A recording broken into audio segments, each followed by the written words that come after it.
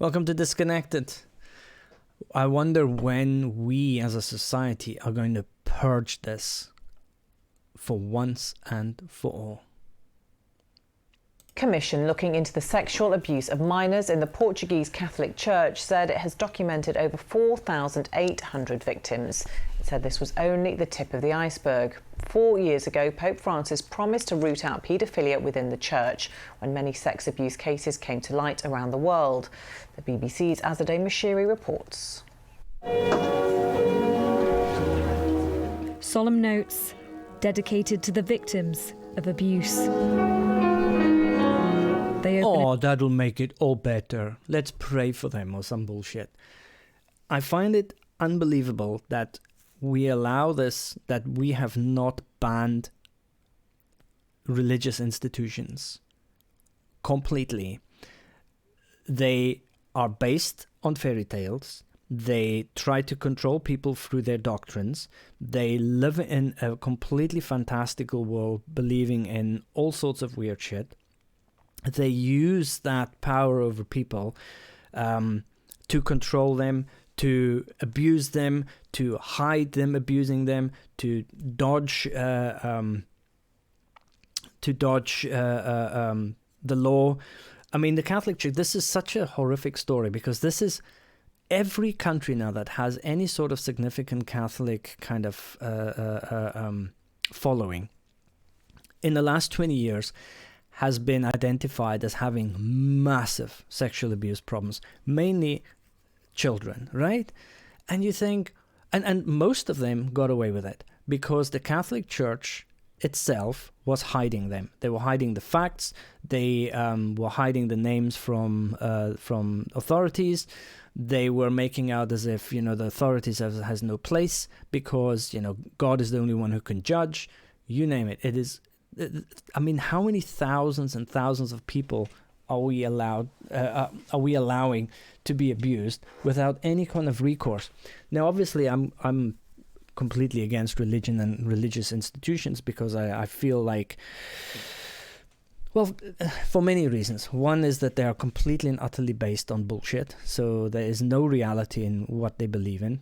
Secondly, they don't allow for any progress, and the progress that they do like the previous video where look, the Church of England might now allow gay marriage, is like making out as if they're now suddenly this modern setup because they now allow something that it shouldn't have been disallowed in the first place. If they want to get married, let them get married. But anyway, but this goes further. This goes into the Brownies and the Scouts and all of these organizations which are kind of like these kind of closed, horrible little places where they funneling kids. I've never understood why somebody would want to be part of this dogmatic institution, any religious institution, to be honest. I understand that people need to feel like they're part of something. I understand that, that they might feel like they're part of a community, something, something greater than themselves. But it shows to me that they're not really looking around themselves and going like, well, look at this earth that we're on. Look at the humanity around us. There is so much to be part of. There's so much good I can do here without any speck of religious doctrine. I don't need that to be a good person. I don't need that to lead a fulfilling life. I don't need that to appreciate life or experiences. I don't need any of that to be a good human being, to be useful in my society, to be a valuable part of this, finite earth that we live in, to enjoy life, to enjoy nature.